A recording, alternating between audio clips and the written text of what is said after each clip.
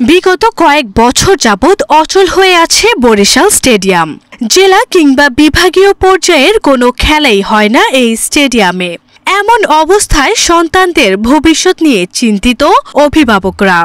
7-8 বছর ধরে তো কোনো খেলাধুলার ভিতরে নাই, কোনো লিগ নাই। লিগ না হলে তো প্লেয়ার তৈরি হবে না।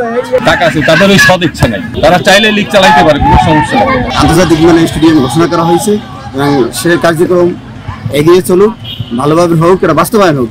80 কোটি টাকা ব্যয়ে আউটডোর মাঠ প্রস্তুতের কাজ চলছে খুবই ধীর গতিতে।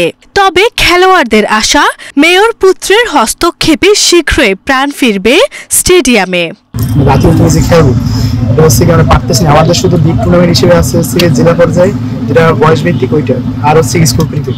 তাছাড়া আর যদি কোনো তো আমরা একটা কম্পিটিশনের মধ্যে থাকতে পারতাম। সবথেকে বড় হচ্ছে এখানে কোনো টুর্নামেন্ট হয় না বা লিগ হয় না।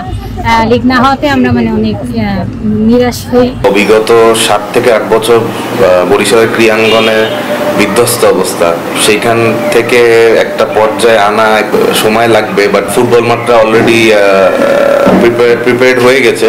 এই উন্নয়নমূলক কাজের মধ্যে আউটার স্টেডিয়ামেরও কিছু উন্নয়নমূলক কাজ আছে।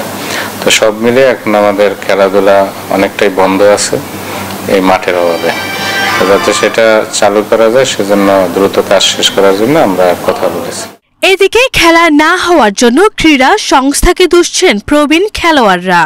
তবে এই অভিযোগ মানতে নারাজ কমিটির সাধারণ সম্পাদক। এটা একটা বরিশাল বিভাগে একটা অন্ততপক্ষে একটা ভালো স্টেডিয়াম থাকা দরকার। বিষয়টা দেখুন, স্টেডিয়ামের কাজ চলতেছে 1.5 থেকে 2 বছর, এখন পর্যন্ত স্টেডিয়াম ভালো হচ্ছে না। এখানে এত বড় স্টেডিয়ামের পরে আমাদের প্লেয়ার তৈরি করতে পারতেছি না মাঠের জন্য।